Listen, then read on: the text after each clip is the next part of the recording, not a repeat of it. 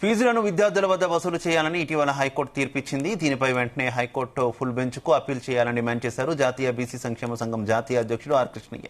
ఈ సందర్భంగా ఉన్నత విద్యామండలి చైర్మన్తో చర్చలు జరిపారు. అలాగే విద్యార్థుల వద్ద ఫీజులు వసూలు చేయరాదని ఆదేశాలు జారీ చేయాలని కోరారు. కోర్టుకు వెళ్లిన 15 కాలేజీలను ప్రభుత్వం స్వాధీనం చేసుకోవాలన్నారు. ఫీజు బకాయిలు 10,000 కోట్లు బడ్జెట్ విడుదల చేయాలని డిమాండ్ చేశారు ఆర్ కృష్ణయ్య.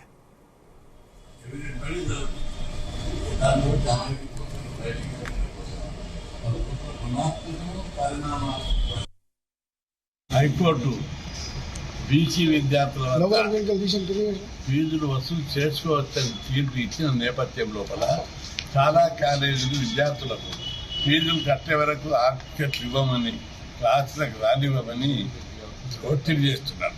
అది కేవలం సింగిల్ బెంచ్ జడ్జిమెంట్. ఆ జడ్జిమెంట్ రావడమే చాలా అన్యాయం. సవాల్ చేస్తున్న పార్లమెంట్ సభ్యునిగా ఈ ఇష్యూలు కూడా పార్లమెంట్ లేవనెత్తుతా వదిలిపెట్టండి ఎవరిని. ఎందుకంటే సుప్రీంకోర్టు గతంలో అనేక తీర్పులు ఇచ్చాయి. ప్రభుత్వ జీవో వసూలు చేయొద్దాయి.